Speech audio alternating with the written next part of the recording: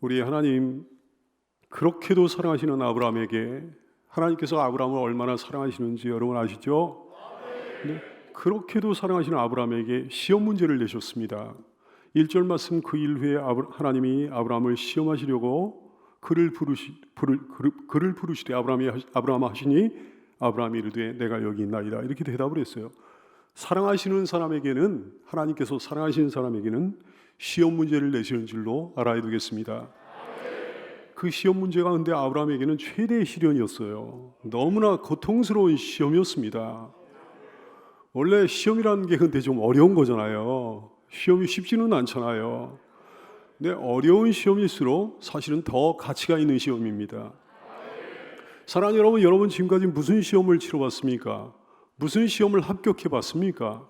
무슨 시험을 떨어져 봤습니까? 쉽게 합격한 시험이라면 틀림없이 쉬운 문제였을 거예요. 여러분 실력이 출중해서가 아니고 틀림없이 쉬운 문제였을 거예요.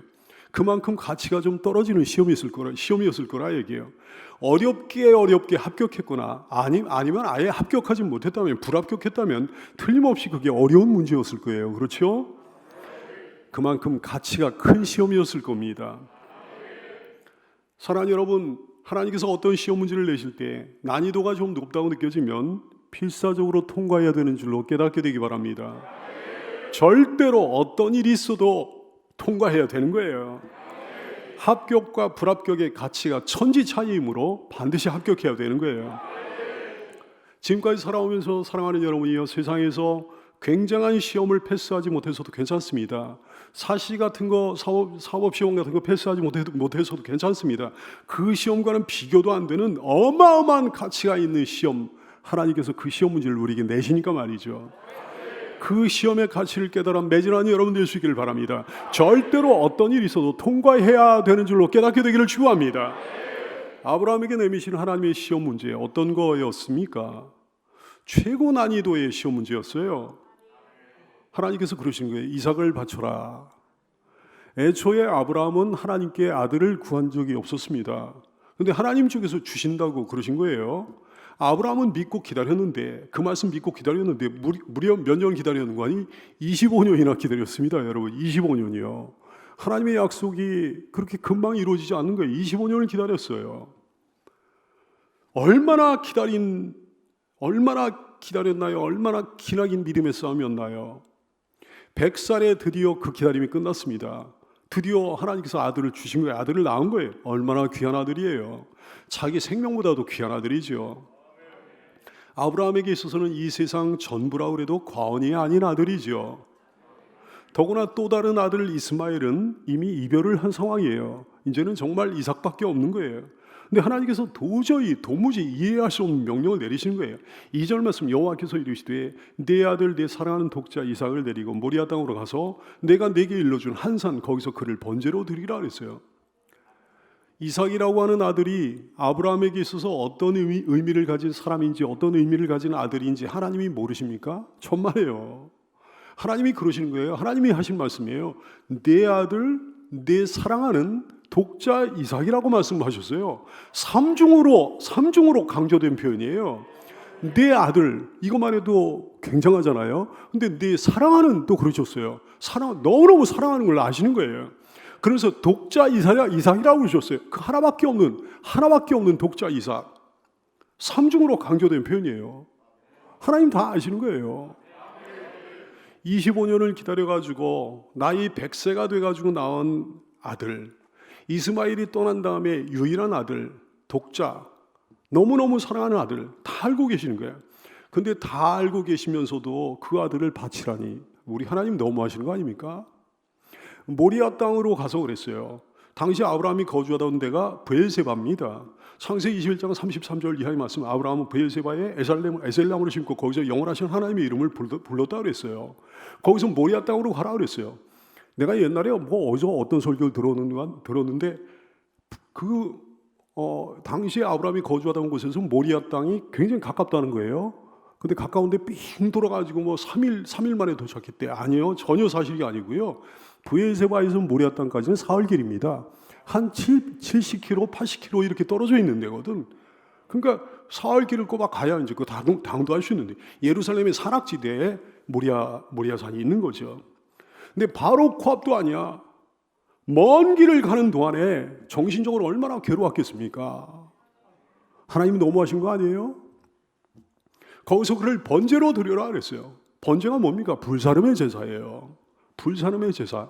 그 선한 독자 아들 이삭을 불살라가지고 하나님께 제사로 드리라니 하나님 너무하신 거 아니에요? 세상에나 내 세상에나 하나님 우리 하나님 얼마나 어려운 시험 문제를 내미셨는지 말이죠. 이해가 안 되는 시험 문제예요. 당체 이해가 안 됩니다. 세 가지 면에서 이해가 안 됩니다. 첫째, 하나님이 주신 아들이니까요. 주시고죠. 하나님이 주시고서 이제 와서 죽이라는 게 말이 됩니까? 이해가 됩니까? 하나님이 주시고. 둘째, 하나님의 약속 때문에 그렇습니다. 하나님이 무슨 약속을 하셨습니까? 이삭을 통해, 다른 사람을 통해 아니라 이삭을 통해 자손을 번성케 하시겠다는 약속을 하셨잖아요. 창세기 17장 15절 이하의 말씀, 하나님이 또 아브라함에게 이르시되 내 아내 사레는 이름을 사레라 하지 말고 사라라 하라. 내가 사라에게 복을 주어 그가 너에게서 아들을 낳아주게 하며 내가 그에게 복을 주어 그를 여러 민족의 어머니가 되게 하리라고 그러셨어요. 그러려면 이삭이 많은 자손을 낳아야 되는 거잖아요. 민족의 여러 왕이 그에게서 나리라 그러셨잖아요. 근데 이삭이 결혼도 하기 전에 죽어버리면 그 약속, 하나님의 그 약속 어떻게 되는 겁니까? 셋째, 하나님의 성품 때문에 그렇습니다. 당시 고대 근동 지방에는 사람을 산제물로 죽이는 풍습도 있었습니다. 사람을 산제물로 죽이는 종교도 있었습니다. 근데 그건 우상 잡신의 풍습이에요. 여호와 하나님께서는 그런 것과는 전혀 상관이 없으신 분 아닙니까? 하나님은 절대로 산 사람을 제물로 받으시는 하나님이 아니시지 않습니까? 그건 완전히 하나님의 선한 성품과 어긋나는 일이잖아요. 그러니까 도무지 이해가 안 되는 거예요. 이 세 가지 면에서 이해가 안 되는 거예요. 시험 문제를 받아든 아브라함의 고통이 어땠겠어요? 대체 이게 무슨 일이란 말인가? 아브라함은 너무 고통스러웠을 거예요. 어쩌면 아들 때문에 힘든 것보다도 자기가 섬긴 하나님에 대한 회의감 때문에 더 힘들었을지도 모르겠습니다. 아니 하나님 제가 언제 아들을 달라고 그랬습니까? 주실 때는 언제고 주기라니요. 이게 무슨 말씀인가요? 이 아들을 통해 이 이삭을 통해 하늘의 별처럼 땅의 모래처럼 많은 후손을 주셔가지고 큰 민족으로 만드신다더니 이제는 죽이라니요. 이제는 죽이라니요. 제가 섬기는 여호와께서는 산 사람을 제물로 받으시는 하나님이 아니신데요. 하나님 성품이 바뀌었습니까? 이 세 가지 의문으로 인해 가지고 아브라함은 아마도 밤을 꼬박 새웠을 거예요. 그러나 결정을 내려야만 되는 거죠. 아주 중대한 결정을 내려야 되는 거죠. 순종하느냐 불순종하느냐의 싸움이 지금 벌어지고 있는 거예요. 근데요, 많은 사람들이 오해하고 있는 게 있습니다. 아브라함이 무조건 덮어놓고 순종했다는 거예요. 세 가지 의문이 풀리지도 않은 상태에서 의문을 그대로 안고 순종했다는 거예요. 사람들이 그렇게 오해해요. 다시 말해서 하나님이 선물로 주신 아들 이삭이 죽을 줄 알고도 순종했다는 거예요. 이거 오해입니다. 이삭이 진짜로 죽으면 어떻게 되는 겁니까? 세 가지 의문점이 그대로 사실이 되는 거 아니겠어요? 첫째, 하나님이 선물로 주셨다가 마음이 바뀌어가지고 도로 빼앗아 하시는 분이 되는 거예요. 둘째, 하나님이 말씀과 약속을 안 지키는 분이 되는 거예요. 이삭을 통해 후손을 주신다고 그러셨는데 그 약속을 파기하시는 거예요. 하나님이 그런 분이 되어버리는 거예요. 셋째, 하나님 성품이 변한 게 되어버리는 거예요. 산 사람을 제물로 받으시는 이상한 하나님, 잔인한 하나님이 되어버리신다 얘기예요. 천만에요. 아브라함의 순종은 그런 순종이 아니었습니다. 덮어놓고 말도 안 되는 순종을 잘하는 사람이 어디에 있습니까? 이단에 있는 거예요. 이단에. 우상잡신을 섬기는 사람들은 그런 순종을 해요. 모태똥을 옛날에 모태똥을 호위했던 그 호위병들이요, 그런 순종을 했습니다. 그냥 덮어놓고, 이게 광신도들이에요. 정말요. 지금도 북한 땅에 그런 사람들이 있는 줄로 압니다. 덮어놓고 이 광신도들이요. 기독교의 순종은 그럼 어떤 순종입니까? 그런 순종이 아니에요. 믿음에 의한 순종입니다. 어린애 같은 순수한 믿음에서 나온 순종, 그것이 기독교의 순종이에요. 무슨 믿음일까요? 오늘 세 가지 의문에 대답할 수 있는 믿음이죠. 이 세 가지 질문에 대답할 수 있는 믿음, 그것이 기독교의 믿음이에요. 그 믿음에 의해서 기독교는 순종을 하는 거예요. 아브라함은 이 어려운 시험 문제를 받아들고서 세 가지의 의문과 씨름을 한 끝에 믿음으로 이겼습니다. 첫째, 그래, 우리 하나님은, 나의 하나님은 선물로 주신 것을 도로 빼앗아 하실 분이 아니야. 결론을 내린 거예요. 그런 분이 아니야. 결론을 내린 거예요. 무슨 얘기예요? 이삭이 절대로 안 죽을 거라는 거죠. 둘째, 그래, 나의 하나님은 말씀을 뒤집는 분이 아니야. 약속을 뒤집는 분이 아니야. 이삭을 통해 후손을 이루겠다고 약속을 하셨으면 반드시 이삭을 통해 후손을 이루실 거야. 이렇게 생각한 거예요. 이렇게 대답을 한 거예요. 그 의문에 이렇게 대답을 한 거라 얘기해요. 무슨 믿음이에요? 이삭이 절대로 안 죽을 거란 믿음이잖아요. 셋째, 우리 하나님의 나의 하나님의 선한 성품 결코 바뀌지 않아. 나의 하나님은 선한 분이야. 산 사람을 제물로 받으시는 이상한 하나님이 아니야. 잔인한 하나님이 아니라는 믿음이라 얘기해요. 무슨 믿음이에요? 이삭은 절대로 안 죽을 거라는 믿음이잖아요. 아브라함의 그 믿음의 증거가 도처에 나옵니다. 창세기 22장 5절 말씀에 보면 이에 아브라함이 종들에게 이르되 너희는 나와 함께 여기서 기다리라. 내가 아이와 함께 저기 가서 예배하고 내가 돌아오리라. 그러지 않았어요. 우리가 너에게로 돌아오리라 그랬어요. 할렐루야. 아브라함의 믿음이 나와 있죠. 하나님께서 당신 자신을 위하여 제물을 친히 준비하시리라 그랬어요. 창세기 22장 7절 8절 말씀. 이삭이 그 아버지 아브라함에게 말하 이르되 내 아버지 하니 그가 이르되 내 아들아 내가 여기 있노라. 이삭이 이르되 불가나무는 있거니와 번제할 어린 양 어디 있나이까 그랬더니 아브라함이 이르되 내 아들아 번제할 어린 양은 하나님 당신을 위하여 당신의 명예를 위하여 당신의 선한 성품을 위하여 당신의 말씀을 위하여 당신의 약속을 위하여 친히 준비하시리라. 아브라함이 이삭이 안 죽을 줄 알았다 얘기해요. 아브라함이 이삭이 살아날 줄 믿었다 얘기해요. 히브리서 11장 17절 이하는 이렇게 말씀합니다. 아브라함이 시험을 받을 때 믿음으로 이삭을 드렸으니 그는 약속을 받은 자로도 그의 외아들을 드렸느니라. 그에게 하나님께서 이미 아브라함에게 이미 말씀하시기를 내 자손이라 칭할 자는 이삭으로 말미암으리라 이렇게 약속하셨으니 그가 하나님이 능히 이삭을 죽은 자 가운데 다시 살리실 줄 생각했다 그랬어요. 안 죽을 줄 알았죠? 안 죽을 줄 믿은 거죠? 믿음이란 바로 이런 겁니다. 하나님의 사랑을 믿는 게 믿음이에요. 이상한 하나님을 믿는 게 아니에요. 하나님의 사랑을 믿는 게 믿음이에요.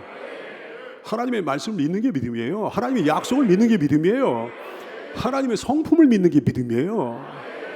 그러면 순종은 어떤 거예요? 믿음 없이 순종하는 건 하나님이 원하시는 순종이 아니죠. 믿음으로 순종하는 게 순종이죠. 이삭이 안 죽을 거라는 믿음이 있으니까 만약에 죽더라도 다시 살려줄 거라는 믿음이 있으니까 살려주실 거라는 믿음이 있으니까 담대하게 일어나가지고 힘차게 모리아산으로 출발하는 거지. 이것이 바로 온전한 순종입니다. 사랑하는 교우 여러분이요, 우리가 앞으로 행할 바가 얼마나 분명합니까? 우리가 나아갈 바가 얼마나 분명합니까? 이 세 가지를 꼭 믿어야 되는 줄로 깨달아 알게 되기를 축복해요. 첫째, 하나님의 사랑. 둘째, 하나님의 말씀과 약속. 셋째, 하나님의 선한 성품. 할렐루야. 우리 삶 가운데도 이런 시험 문제가 주어질지도 모르겠습니다. 이 세 가지 의문을 던져주는 일들이 발생할지 모르겠습니다. 아니요, 그런 시험 문제 반드시 발생해요. 반드시 하나님께서 우리에게 내미셔요. 과연 하나님이 사랑하시나? 과연 하나님이 나에게 하셨던 약속을 이루시나? 과연 하나님이 말씀을 이루시나? 과연 우리 하나님 선하신가? 여기에 실패하면 큰일이에요. 사랑하는 성도 여러분이요, 하나님의 사랑을 의심하지 마세요. 하나님의 약속을 의심하지 마세요. 하나님의 선한 성품을 의심하지 마세요. 그것들을 의심하는 순간에 우리는 시험에 패스하지 못하게 되는 거예요. 아브라함의 후손답지 못하게. 의심하는 순간에 우리는 순종할 수 없게 되는 거예요. 의심하는 순간에 그래서 우리는 복을 못 받게 되는 거예요. 부디 하나님의 그 사랑과 그 말씀과 그 성품을 굳게 신뢰하는 성도가 될 수 있기를 축복합니다. 우리 하나님을 굳게 믿은 아브라함의 순종을 보십시오. 절대 믿음에서 절대 순종이 나오는 거죠. 이 절대적 순종을 보세요. 3절 말씀, 아브라함이 아침에 일찍 일어나 나귀 한 장을 지고 두 종과 그의 아들 이삭을 데리고 번제에 쓸 나무를 쪼개가지고 떠나 하나님이 자기에게 일러주신 곳으로 갔다 그랬어요. 적극적인 순종이에요. 뭐 밤을 새웠는지는 모르겠으나 하여튼 마음에 이미 결단을 내린 거잖아요. 하나님을 믿기로 결단을 내린 거잖아요. 하나님 믿은 거잖아요. 아브라함이 아침에 일찍 일어나 조금도 망설임이 없는 거죠. 3일 만에 정확히 도착합니다. 4절 말씀, 제3일에 3일째 된 날에 아브라함이 눈을 들어 그것을 멀리 바라봤다 그랬어요. 하나님의 지시에 따라 정확하게 행하는 거예요. 3절 말씀, 번제에 쓸 나무를 쪼개가지고 떠나, 번제로 바치라고 했으니까 번제로 쓸 나무를 쪼개가지고 떠나 하나님이 자기에게 일러주신 곳으로 갔다 그랬어요. 6절 말씀, 아브라함이 이 번제나무를 가져다가 그의 아들 이삭에게 지고 자기는 불과 칼을 손에 들고 두 사람이 동행했다 그랬어요. 하나님이 지시하신 그대로 하는 거예요. 9절 10절 말씀 계속해서 그대로 하는 거예요. 하나님이 그에게 일러주신 곳에 이른지라 이에 아브라함이 그곳에 제단을 쌓고 나무를 버려놓고 그의 아들 이삭을 결박하여 제단 나무 위에 놓고 손을 내밀어 칼을 잡고 그 아들을 잡으려 했다 그랬어요. 끝까지 그대로 하는 거야. 무시무시한 믿음이에요. 무시무시한 순종이에요. 그 아들 이삭도 아버지와 똑같아. 아버지가 그러니까 아들도 똑같은 거예요. 이삭도 얼마나 순종의 사람인지 조금도 망설임이 없어요. 아버지가 하는 그대로 그냥 순종해서 따르는 거예요. 9절 10절 말씀 하나님이 그에게 일러주신 곳에 이른지라 이에 아브라함이 그곳에 제단을 쌓고 나무를 버려놓고 그의 아들 이삭을 결박하여 아버지가 결박하니까 결박되는 거야. 제단 나무 위에 그냥 놓여지는 거야. 너무 놀랍잖아요. 이삭의 순종, 예수님의 순종이 예표라는 사실을 깨닫게 되기를 축원합니다. 이삭의 순종 또한 마찬가지예요. 하나님에 대한 믿음 때문에 이런 순종하는 거예요. 그리고 아버지 아브라함에 대한 믿음에서 이런 순종하는 거예요. 하나님을 믿고 자기 아버지 아브라함을 믿으니까 그냥 하라는 대로 하는 거야. 여러분, 아브라함이 그랬듯이 이삭이 그랬듯이 우리 주 예수님이 그러셨듯이 여러분도 절대적인 순종의 사람들인 줄로 믿습니다. 절대적인 순종의 사람이 되기 위해서는 절대적인 믿음의 사람이 되어야 된다는 사실을 깨닫게 되기를 축원합니다. 근데 왜 하나님께서는 시험 문제를 우리에게 내미시는 걸까요? 왜 그냥 복 주시지 않고 이런 시험을 거쳐서 복을 주시는 걸까요?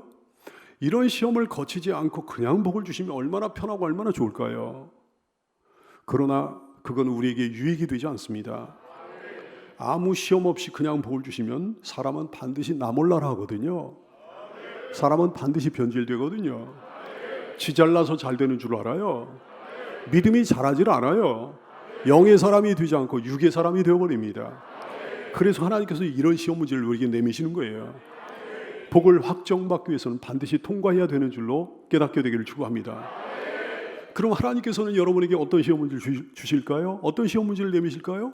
비슷합니다. 모든 그리스도인에게 주시는 시험 문제의 기본 내용이 비슷합니다. 기본 취지가 비슷합니다. 어떤 취지에서 시험 문제를 내미시는 거 아니? 하나님께서 그러신 거예요. 나를 진짜로 믿는가? 나를 진짜로 사랑하나? 나를 진짜로 경외하나? 얘가 진짜로 나를 신뢰하나? 그거예요. 예컨대 주님을 잘 섬기고 있는데 이해할 수 없는 이상한 일이 벌어져요. 다 잘되고 형통할 줄 알았는데 어떤 일이 의외로 잘 안 풀리는 거예요. 막 꼬이는 거예요. 왜 이런 일이 생깁니까? 주님 당신을 진짜로 믿는지 여러분 시험하시는 거예요. 이 시험에 걸려가지고 나자빠지면 인정받지 못할 줄로 깨닫게 되기를 축원합니다. 그런 상황 속에서도 신뢰해야 되는 거죠. 좋은 상황에서 신뢰하는 것이 아니고 아브라함처럼 나쁜 상황에서도 신뢰해야 되는 거죠. 통과하면 그 너머에 복이 기다리고 있는 줄로 깨닫게 되기를 축원합니다. 이런 시험 문제도 있습니다. 주의 성수에 관한 시험 문제예요. 하나님은 주의를 거룩하게 지키기를 소원하십니다. 그것이 우리를 향한 우리 하나님의 소원입니다. 이걸 모르면 모를까? 신실한 크리스찬들은 다 알고 있잖아요. 이걸 아는 사람에게 있어서 이것은 신앙의 싸움이 영적인 싸움이죠. 쉽지 않은 시험 문제가 되는 거죠. 예컨대 주일날 유독 돈이 잘 벌리는 거예요. 유독 돈이 잘 벌려 주일날. 그럼 어떻게 하겠습니까? 어떻게 할까요? 주님은요 시험하시는 거예요. 시험 문제 내미신 거예요. 당신을 진짜로 경외하는지 당신을 진짜로 사랑하는지 시험 문제를 내미신 거예요. 거기에 실패하면 육의 사람으로 전락하고 마는 거죠. 통과하면 그 너머에 참된 복, 진짜 복이 기다리고 있는 거죠. 주님이 주시는 시험에는 엄청난 유익이 있습니다. 여러분, 오늘 이 시험을 통해 가지고 아브라함이 얻게 된 유익이 뭐겠습니까? 너무 많아요. 무엇보다 먼저 하나님에 대한 확신을 갖게 됐습니다. 아브라함에게 하나님을 향한 믿음이 없었던 거 아니죠. 하지만 이 사건을 통해 믿음이 반석처럼 단단해지는 거예요. 무슨 믿음일까요? 하나님 사랑에 대한 믿음이요. 하나님의 약속에 대한 믿음이요.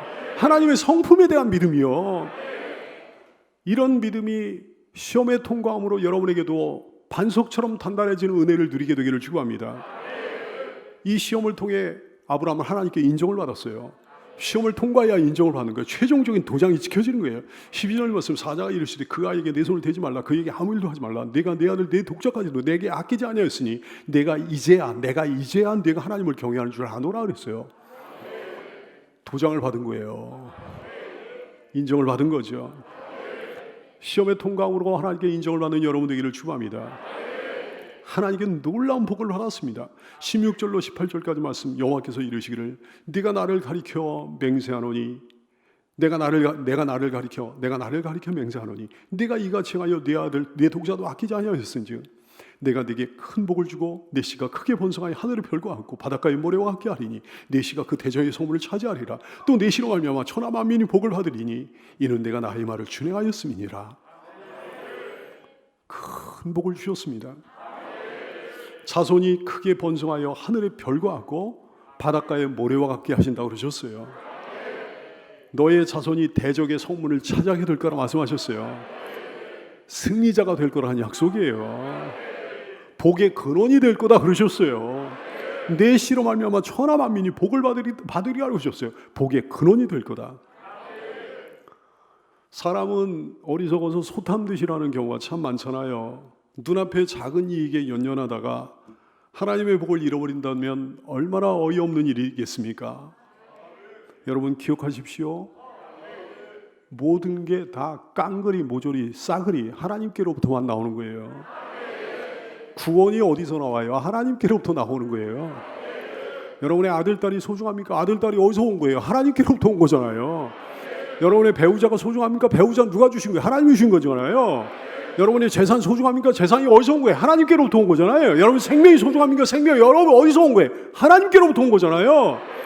물론 다 귀한 것들이에요. 어느 것 하나 소중하지 않은 것이 없죠. 그러나 하나님보다 귀하지는 않습니다. 그런 것들을 먼저 잡으려고 그러면 다 놓쳐버리는 거죠. 그러나 하나님 한 분 잡으면 모든 게 한꺼번에 따라오게 되는 거죠.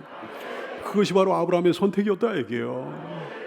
근데 많은 사람들이 똑같은 선택의 기로에서 이 시험 문제 앞에서 실패하고 마는 거예요. 하나님은 놓고 엉뚱하게 구원을 잡으려다가 실패하는 거, 구원을 못 받는 거죠. 하나님은 놓고 아들, 딸을 잡으려다가 아들, 딸도 망가지고 하나님도 놓치고, 하나님은 놓고 배우자 잡으려다가 배우자와의 관계도 망가지고 하나님과의 관계도 망가지고, 하나님은 놓고 재산을 잡으려다가 실패해, 하나님은 놓고 생명을 잡으려다가 실패하고 그러는 거예요. 사랑하는 여러분, 눈앞에 여러 개가 한꺼번에 놓여 나를 유혹하면서 헷갈리게 할 때는 무조건 하나님을 섬기는 신앙의 카드를 잡게 되기를 축복합니다. 다른 것은 딸려오게 될 줄 믿으시기를 축복합니다. 아브라함은 이 시험을 통해 하나님을 더 사랑하게 됐어요. 아브라함은 물론 자기가 하나님을 사랑한다고 여겼습니다. 근데 오늘의 사건을 통해 하나님을 향한 자신의 사랑을 더 확신하게 된 거예요. 희생이 없이는 사랑이 좀 막연을 할 수도 있겠습니다. 어떤 사랑하는 사람을 대해서도요, 희생이 있어야 그 사랑이 확실하게 확인되는 거예요. 그 사람을 위한 나의 어떤 희생으로 사랑을 완전히 확인하게 되는 법이죠.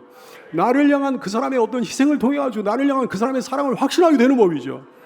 사랑과 희생은 동의어나 다름없습니다. 나를 위한 주님의 사랑을 보십시오. 그거는 무슨 얘기인가? 나를 위한 주님의 희생을 보라는 얘기예요. 나를 위한 주님의 희생을 보십시오. 나를 위한 주님의 사랑을 보라는 거죠. 자녀를 위한 부모의 희생을 보세요. 자녀를 위한 부모의 사랑을 보라는 거죠. 하나님을 향한 내 사랑도 마찬가지예요. 사랑한다고 하지만 평소에는 그 사랑이 막연해. 근데 내가 하나님을 위해서 어떤 희생을 치를 때 하나님을 향한 사랑이 확고해지게 되는 거죠. 여러분은 하나님을 위해 어떤 희생을 치르고 있습니까? 아브라함처럼 하나님을 향해 어떤 희생을 치름으로 하나님을 향한 여러분의 사랑을 확신하게 되기를 주의 이름으로 축복합니다. 아브라함은 이 시험을 통해 여호와 이레를 알게 됐어요. 보니까 하나님께서 이삭 대신에 제물로 쓰라고 양 한 마리를 준비해 놓으셨네요. 준비해 놓으신 거예요. 준비해 놓으신 하나님, 그래서 여호와 이레라고 하는 거예요. 14절 말씀, 아브라함이 그 땅 이름을 여호와 이레라 하였으므로 오늘날까지 사람들이 이르기를 여호와의 산에서 준비되리라. 여호와 이레의 신앙은 정말 가슴 벅찬 신앙입니다. 정말 힘이 나는 신앙입니다.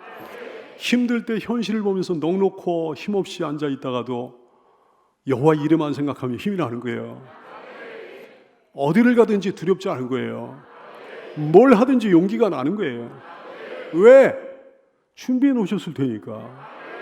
누구를 위해? 나를 위해, 우리를 위해. 무엇을? 제일 필요한 것을 어떻게? 생각하지도 못하는 신비롭고 놀라운 방법을 통해.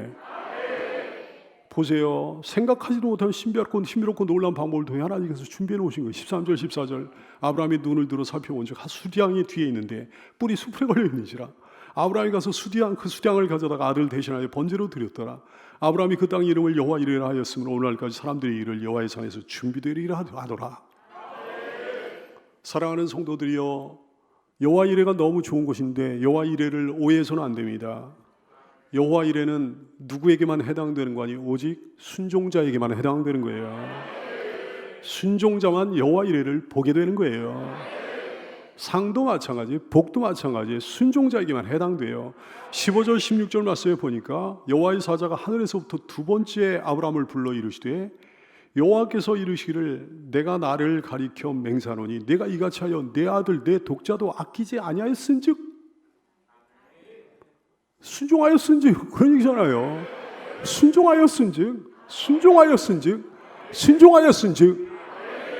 18절 말씀을 보니까 다시 한번 이는 네가 나의 말을 준행하였음이니라.